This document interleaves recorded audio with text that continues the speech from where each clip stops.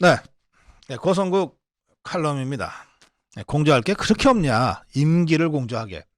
참 이걸 논평해야 되나 싶습니다만 그 주호영의 임기는 주호영이 원내대표를 할 때 그 자녀 임기만 하겠다 그랬습니다. 그래서 4월 초입니다. 그런데 이 박홍근이 더불어민주당 박홍근이는 원내대표 임기가 4월 말인 모양입니다. 그래서 둘이서 뭐 그런 얘기를 했던 것 같아요. 뭐 우리가 지금까지 호흡을 잘 맞춰왔으니 마무리도 같이 끝내는 게 어떠냐. 그러면 둘 중에 하나 아닙니까? 박홍근이가 4월 초에 주호영이랑 같이 퇴진하든지. 근데 이것들이 그럴 리는 없죠. 그래서 주호영이가 박홍근이가 임기를 끝내는 4월 말까지 한 3주? 원내대표를 더 하다가 같이 끝내는 방안을 뭐 지그들끼리 얘기했다는 거예요. 예, 그러자 뭐 당에서 같은 동료 의원이고 원내대표니까 뭐 심하게는 말을 못하지만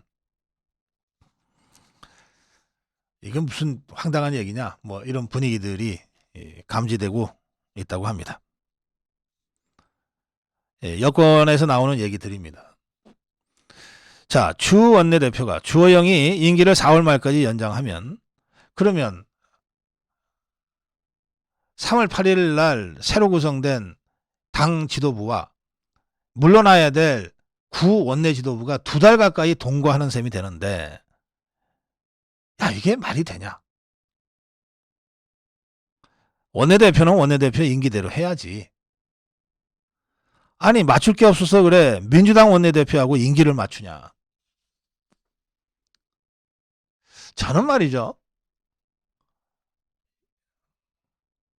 3월 8일 전대가 다 예정돼 있었다면 그리고 3월 8일 전대 양상이 강력하게 윤석열 대통령에게 힘을 실어주는 우리 책임다운 유권자들의 의지가 1차 과반 달성으로 확인이 됐다면 그 순간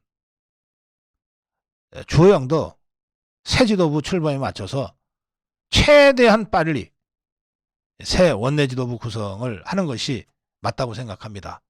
당장 일주일 후 원내대표 의총을 열어서 새 원내 지도부 구성을 하는 게 어떻습니까? 이렇게 하는 것이 상식이라고 생각합니다. 이 원내 지도부 선출은 의총에서 합니다. 의총에서 하기 때문에 뭐 시간도 그렇게 필요 없어요. 준비도 별로 필요 없습니다. 서로 자기들끼리 잘 아는 119명이 모여서 뽑는 거예요.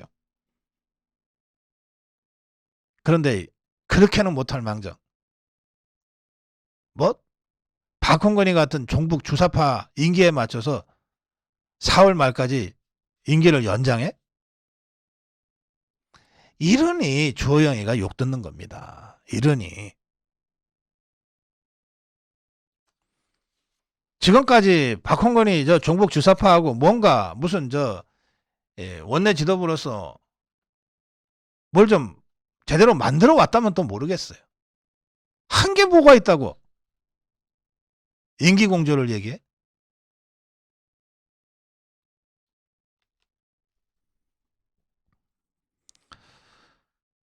네.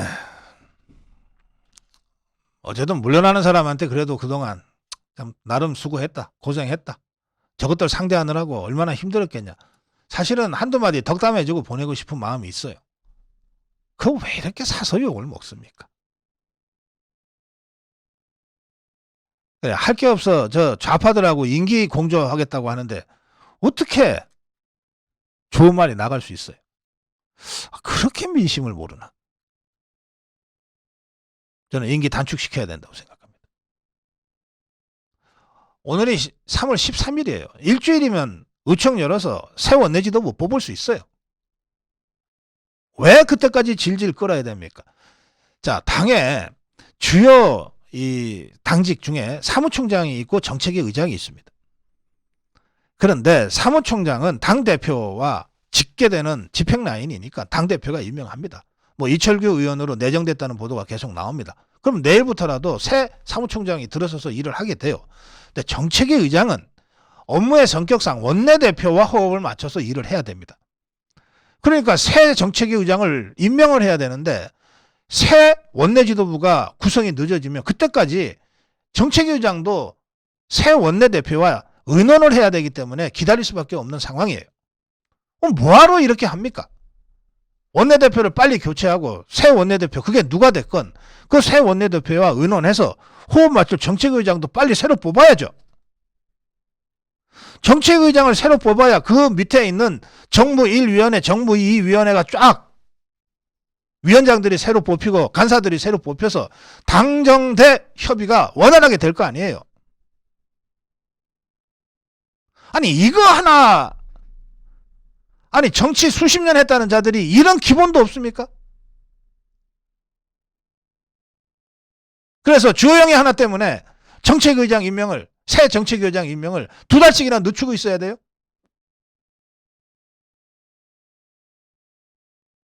일주일이면 돼요. 일주일이면.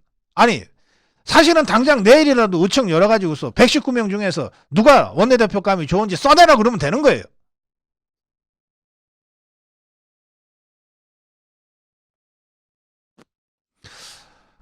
월요일 아침부터 제가 소리 안 지르려고 정말 내가 정말 이 마인드 컨트롤 하면서 하는데 이게 아직 제가 욕은 안 했죠. 욕 안 하는 걸로 제가 마무리하겠습니다. 또 지금 어쨌든 이제 원내 대표 선거가 있어요. 뭐 일주일 후면 전 된다고 생각하지만 뭐 3월 말이건 4월 초건 원내대표 선거를 할 텐데 이미 뭐 자천타천 많은 사람들이 원내대표에 나서겠다고 그러면서 유권자인 국회의원들 자기들끼리 하는 거예요. 뭐 만나서 밥도 먹고 뭐 골프도 치고 뭐 그러고 있는 모양이에요. 그런데 나오는 사람들의 이름의 면면이 뭐냐?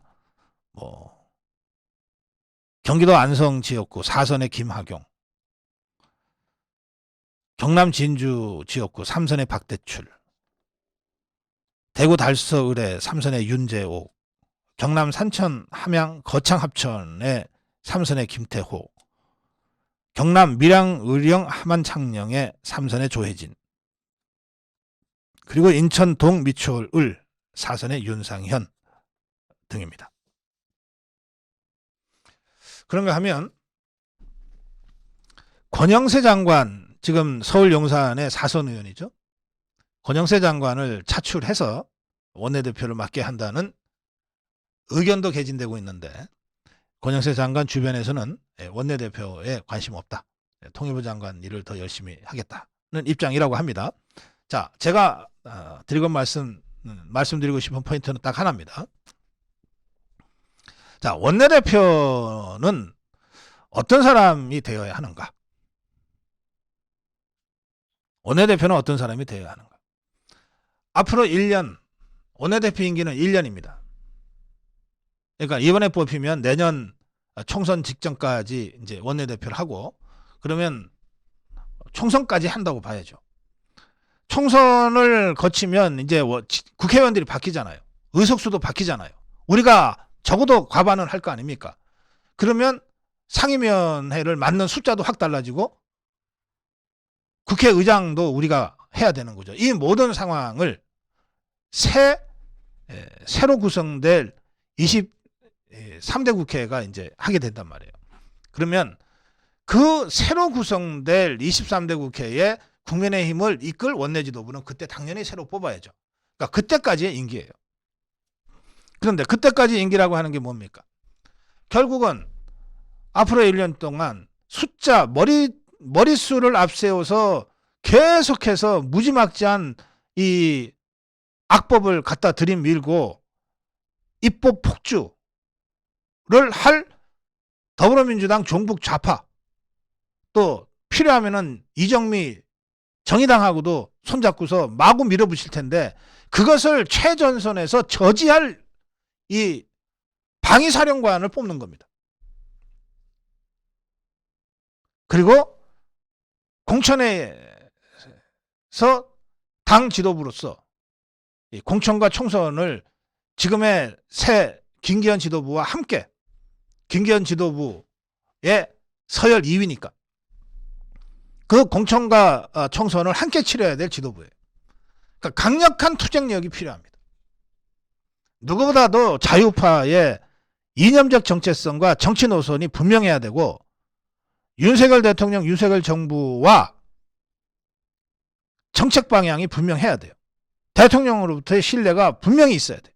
확고하게 있어야 돼요. 이런 사람이 지금 원내대표로 필요한 거예요.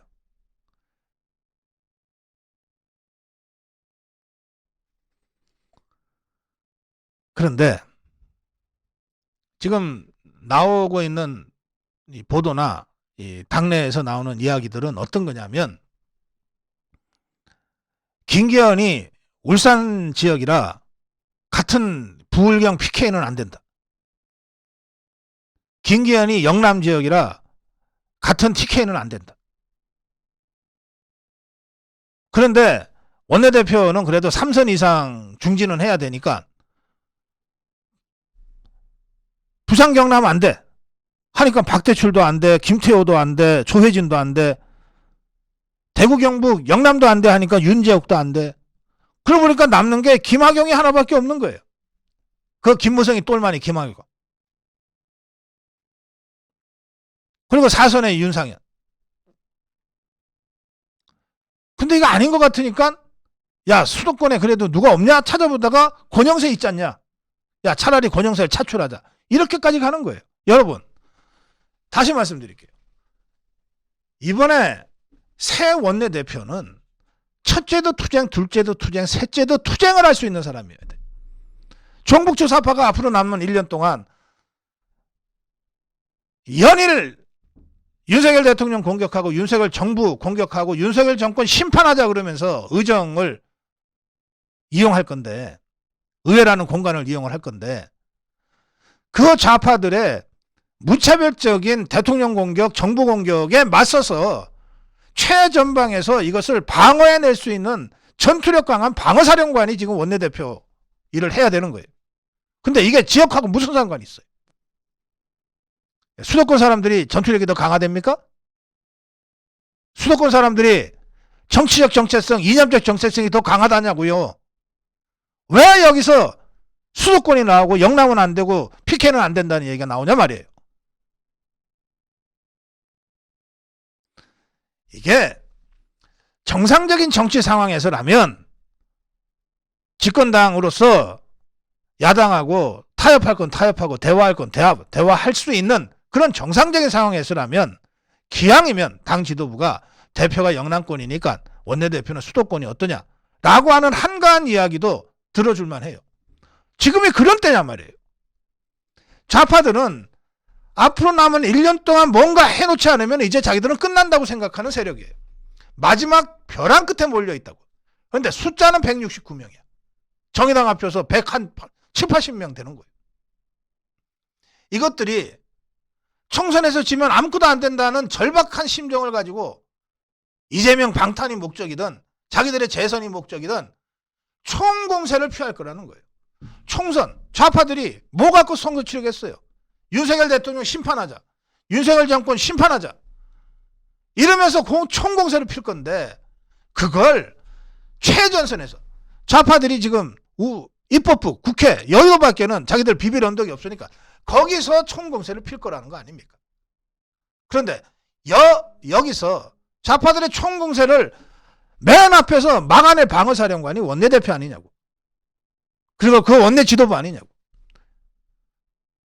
이 상황에서 무슨 영남이 어디 있고 수도권이 어디냐고. PK가 어디 있고 TK가 어디냔 말이에요. 이념적 정체성이 강하고 확실하게 투쟁할 수 있는 투쟁력 갖춘 사람이 방어사령관을 해야지.